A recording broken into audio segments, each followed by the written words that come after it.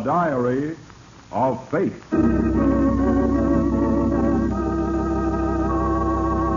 Fate plays no favorite. It could happen to you.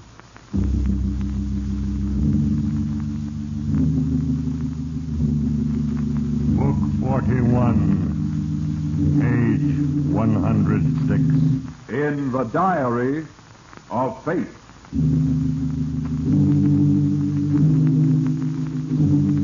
Yes. Here it is. The name David Dexter. A clever man who outwitted himself. Dexter is not his real name, but in another moment, it will not matter. For the man who calls himself David Dexter will be dead. I will write his final entry in my diary. Listen well, all you who blame fate for your misfortunes. In a moment, I will read from the record of David Dexter in The Diary of Fate.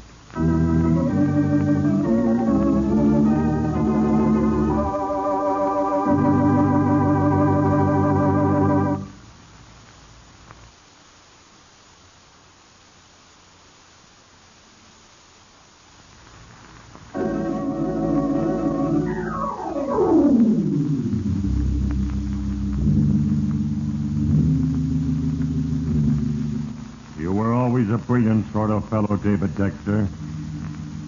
Other men envied you your good looks, your smooth manners, and above all, your ability to dominate those around you.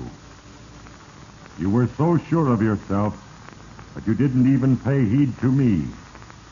And now I, Fate, look back over the record to a single entry. An entry which set the final phase of the plan in motion. It was in your hotel room. No. You can't bluff me, Dexter. You can't get away with it. But I'm not bluffing, Lamar. I mean every word I say. Now, shall we complete our transaction? But there's nothing but blackmail. And I will Call it whatever you like, Lamar, but I'm through talking about it.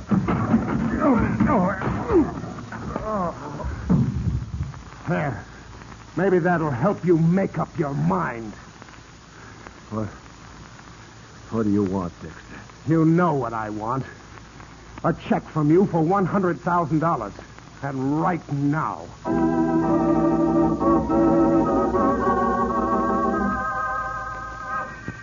That was a mistake, David. But of course the whole affair was a mistake.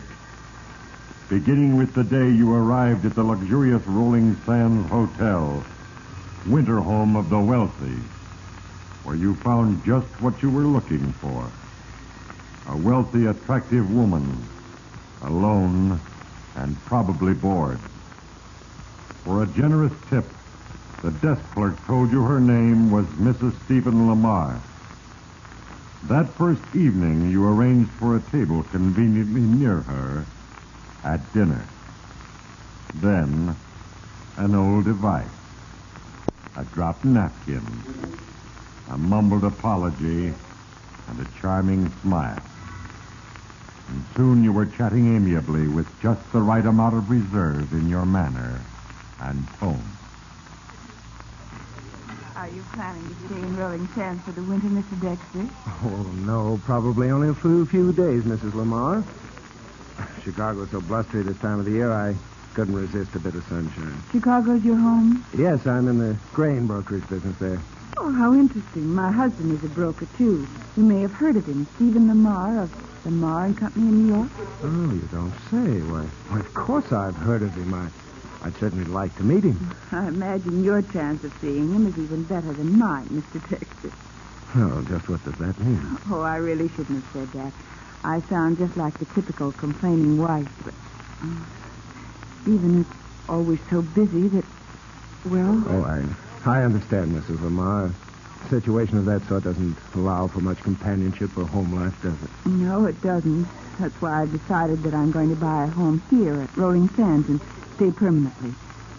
If I'm to grow old alone, I might as well be comfortable. Oh, Oh, come, Mrs. Lamar. You've years and years before you start thinking of that. Speaking of age, though, we're not too old for a dance or two in the ballroom after dinner, are we? Oh, I haven't danced. I haven't danced for a long time, Mr. Dexter. And neither have I, but I'll chance it if you will. Well, all right. Let's see.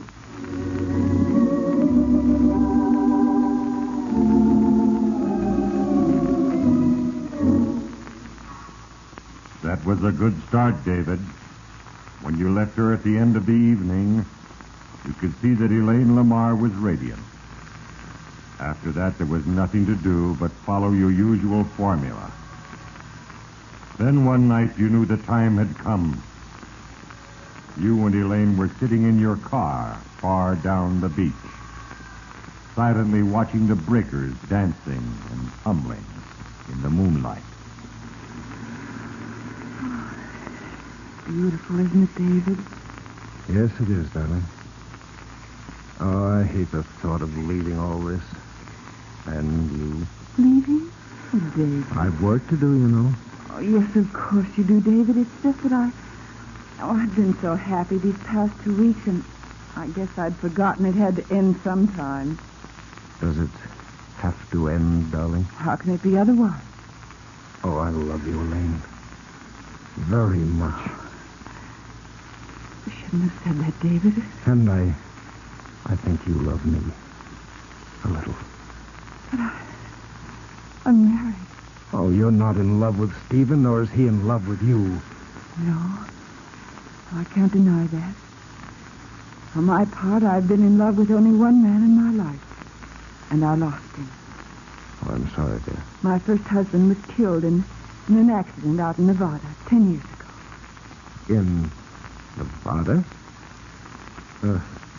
What sort of an accident? He was a mining engineer and had a syndicate with 2 other men to reclaim abandoned mines. They were just promoters. My husband did all the work. Yes? I got a letter from George saying that he didn't trust him. 2 days later, his body was found at the bottom of a mine shaft. Oh, it's terrible. What happened? The authorities called it an accident. But I always felt that he was murdered. Murdered? Yes. Every cent that I have and the fortune that Stephen has built up since we were married came from that mine. If those men thought they could get control of it by murdering George, they were mistaken. He had protected his claim thoroughly. But, maybe it was an accident, Elaine. Nobody will ever convince me of that, David. Your husband, I've known a lot of mining men. What was his name? George Evans. No, I guess I never knew him. Who were those other 2 his partners? I never met either of them. But I'll never forget their names as long as I live. Henry Ballard and Lowell Garrison. Henry Ballard, Lowell Garrison, and George Evans. 3 names you had never expected to hear again. Your mind raced back 10 years to the hot, dusty afternoon when you and Henry Ballard stood at the brink of the mine shaft, straining to hear any sound that might come from below. At last, in the desert stillness, you looked at each other and nodded. You knew that George Evans was dead. You found later that killing him had been in vain, and you had parted company with Ballard. Tonight, a ghost had risen out of the past. It made you the more anxious to complete your plan and get away. So you decided to play your trump card when you met Elaine at breakfast the next morning. Oh, there you are. Good morning, darling. Good morning, David. I'm sorry I was late, dear, but I've been on the phone. I have to go back right away. But I'll only be gone about a week, and from the looks of things, I can stay here the rest of the winter. Wonderful. Tell me all about it. Well, this is very confidential.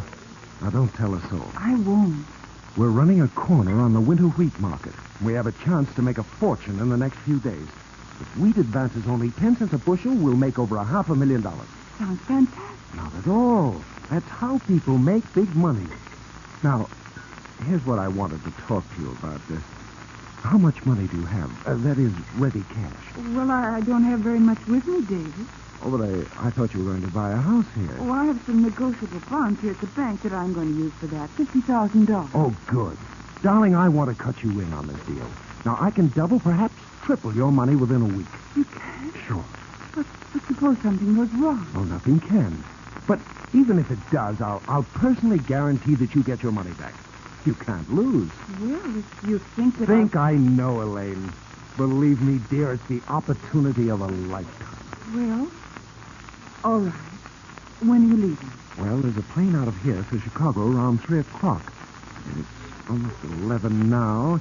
If you'll go to the bank right after breakfast and get the bonds, I'll do a little packing and be ready to take that plane. All right, David. I'll do it. It sounds wonderful.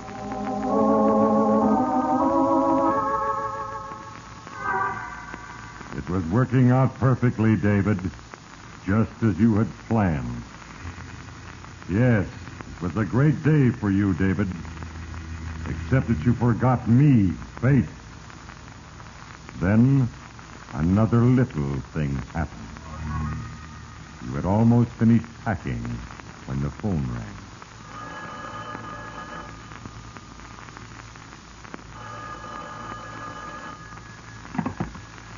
Yes? David, this is Elaine. Something's happened. Happened? I've just received a telegram. Stephen's coming in on the afternoon train. Oh. Well, that doesn't make any difference, does it?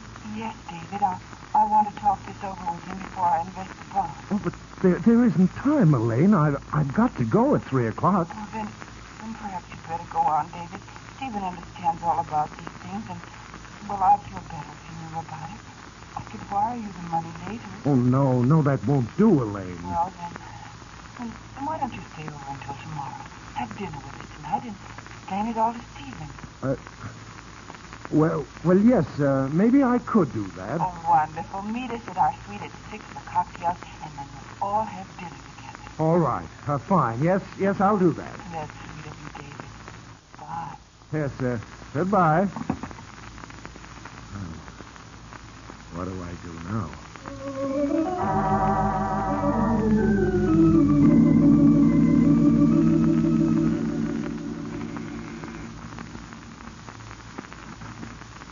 Oh, hello, Good evening. David. Come in. Oh, thanks, Elaine. I've been telling Stephen how wonderful you've been to me. Oh, Stephen, this is Mr. Dexter. What? Oh, how do you do? How do you do, Mr. Lamar? Now, I've mixed cocktails for you two, so suppose you drink them and get acquainted while I fix my makeup and get a wrap. Yes, we'll do that, my dear. I'll only be a moment. Shut up, you fool. So you are the great Stephen Lamar. Henry Ballard. How in the world did you ever get away with this? Garrison, stop that. She'll hear you. No, Mr. Lamar. Your name is Dexter. David Dexter.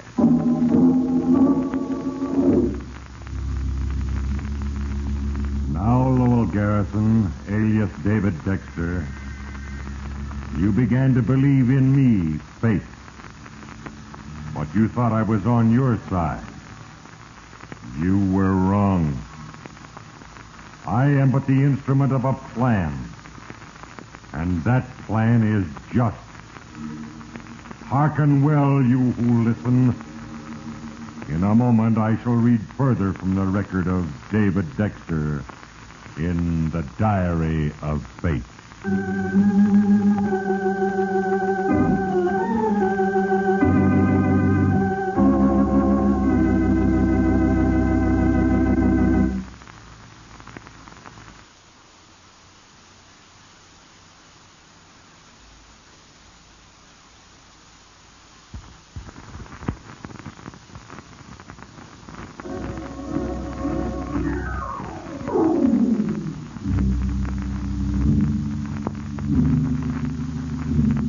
You thought you were on safe ground, David Dexter, when you met Stephen Lamar and found that he was really Henry Ballard, your former partner, and the man who had helped you kill George Evans, Elaine's first husband. Now you were elated. Here was the promise of a greater success than you had dreamed of. Stephen was moody all through dinner, but Elaine hardly noticed it. Her eyes were for you alone. Later, you and Lamar were alone in your room. Now you were ready for the next step. What'll you have, Mr. Lamar? Bourbon or scotch? Neither. Now, see here, Garrison. Remember, you're Lamar, and I'm Dexter. We never heard of anyone named Ballard in Garrison, did we? No.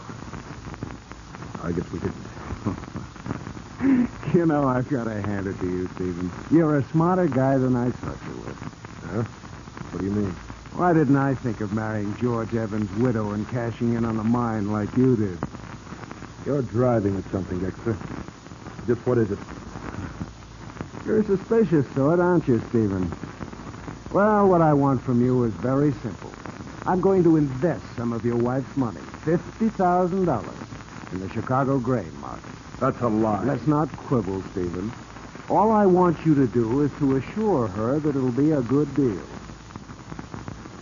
What she does with her money is her affair. Oh, I knew you'd see it that way.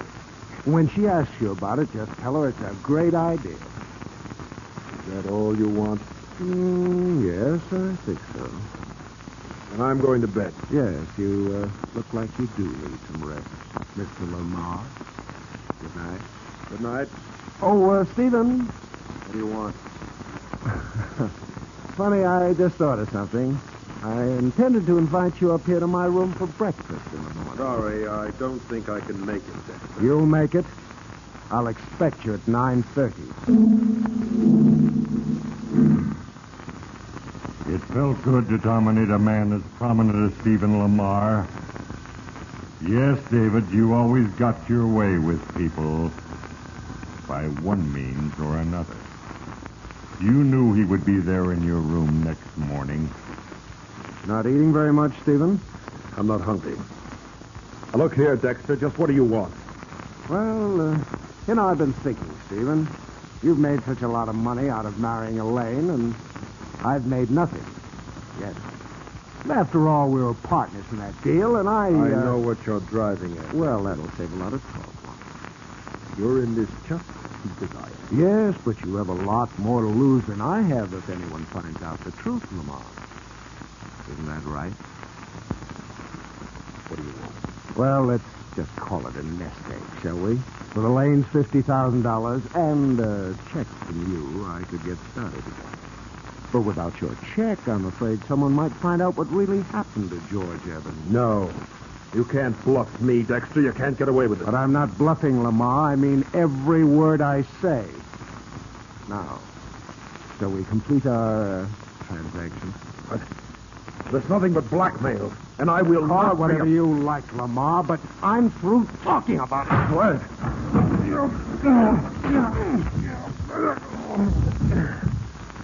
There. Maybe that'll help you make up your mind. What do you want, Dexter? You know what I want. A check from you for $100,000. And right now.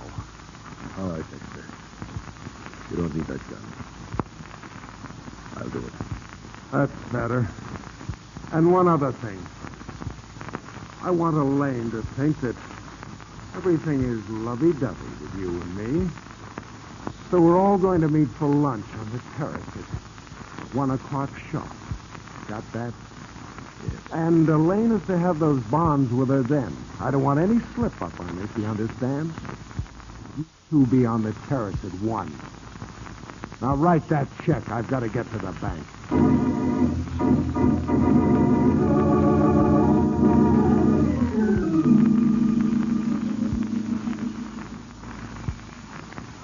David, have you been waiting long? Oh, why, no, darling. Just a few minutes. Where's Stephen? Oh, that's what kept me, David. After I got back from the bank with the bonds, I went to our room to freshen up, and I found this note from Stephen. Note? Yes, it's rather strange. Listen to this. Elaine, I've been suddenly called back to New York on business and must catch the train at 1:45 in order to arrive there on time. sorry I could not wait to see you before I left. I'm due to arrive in New York at 4:30 and will phone you immediately. If you do not hear from me by 5 o'clock, there's a small bag I left in our room which I... Oh, excuse me, Lane. Over here, waiter. Here you are, sir. A very urgent phone call for you, sir. It's from a bank, they say. A bank? Yes, Oh, sir. yes, I'll take it right away. Thank you. And since the check was for such a large amount, Mr. Dexter, naturally we had to call Mr. Lamar's bank in New York. Yes. Well, what about it? Well, we found that Mr. Lamar had telephoned a stop payment order to his bank on that check this morning about 11 o'clock. Does that mean that you can't cash the check for me? That's right, Mr. Dexter. We can't. That dirty crook. Waiter, Yes, sir. Yes, sir. get my car around front right away. And then tell Mrs. Lamar I'll see her later. Yes, sir. Immediately. 1:14. This plane goes at 1:45. Plenty of time. You hadn't counted on Stephen Lamar's betrayal, David. You didn't think he'd dare with the whip you held over him. And when you got back to the hotel that afternoon, you went immediately to your room and called Elaine.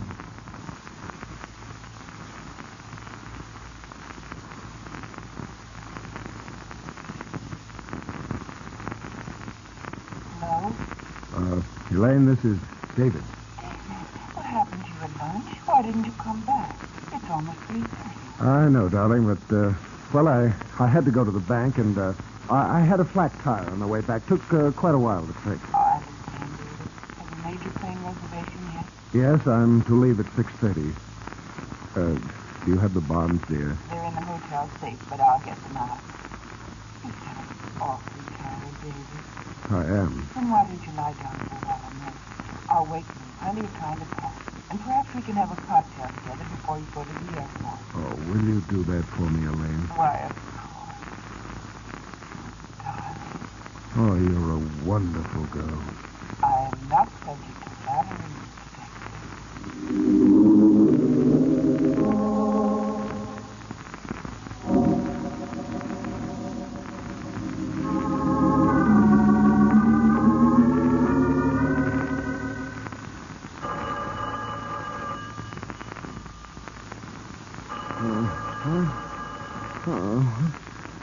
What's that?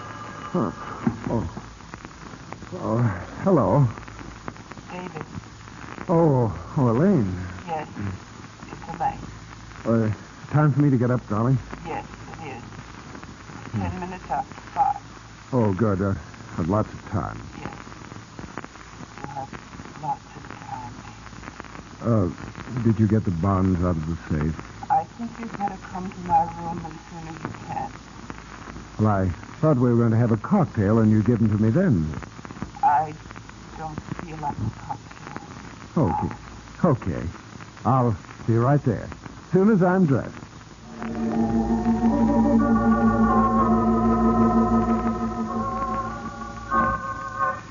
Yes, David Dexter, you would be there. You felt confident as you dressed and started for Elaine Lamar's room. Confident that you had taken care of everything. And indeed you had.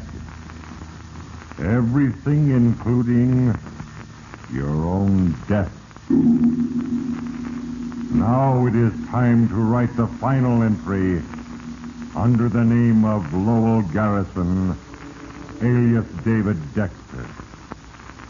In a moment when I have written, I will read again from the Diary of Fate.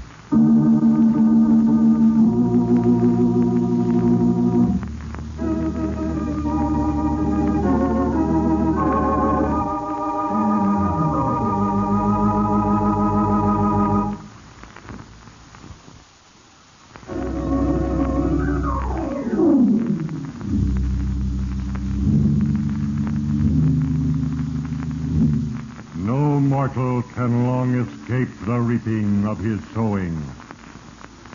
The end is certain if your decision be for evil. Even the cleverest of men cannot escape justice.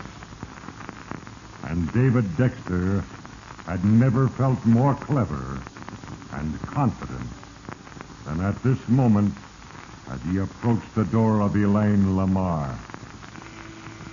Come in. Hello, darling. Elaine, what have you got that gun for? To make certain that you don't leave until the police get here.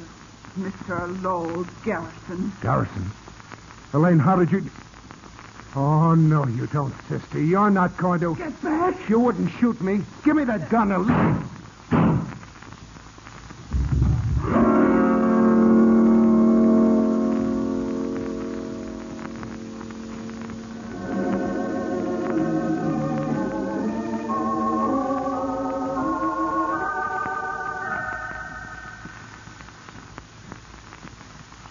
My husband, Mr. Lamar, left instructions in his note for me to open the bag. Uh-huh.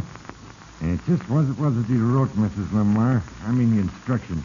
Here it is, Inspector. If you do not hear from me by 5 o'clock, there is a small bag I left in our room which you are to open. The contents will be self-explanatory. If I do call you by 5 o'clock, I will tell you what other disposition to make of it. So you opened the bag, eh? Yes. I delayed waking Mr. Dexter until after 5 o'clock so that my telephone line would be open in case Mr. Lamar called. See? When 5 o'clock came, there was no call. I opened the bag, Yeah, naturally. and I found this. If it is necessary for you to read this, I will be dead. You'll know that Dexter caught me. Before I die, I owe you an explanation. A confession. Dexter is Lowell Garrison, and I am Henry Ballard. You know the rest. I am leaving you this gun in case you need it. I'm Stephen. And what do you know? You wrote a confession before Dexter killed him. Dexter did kill him? Yeah. We found Mr. Lamar's body in the grass an hour ago, ma'am. And this note tells us that Dexter was a murderer.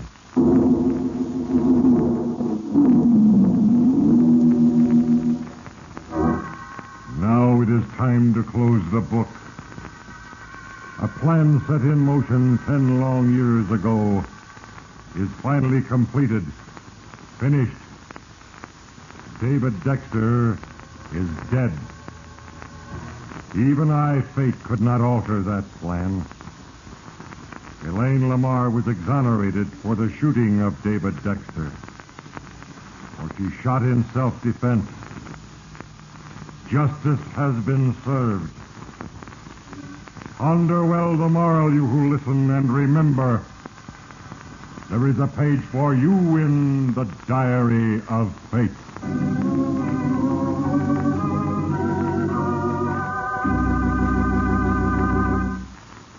Our cast included Herbert Litton, Tom Brown, David Ellis, Adrian Martin, Ray Erlenborn, Ivan Ditmars, and Hal Sawyer. Diary of Fate is a Larry Finley transcription, brought to you from Hollywood.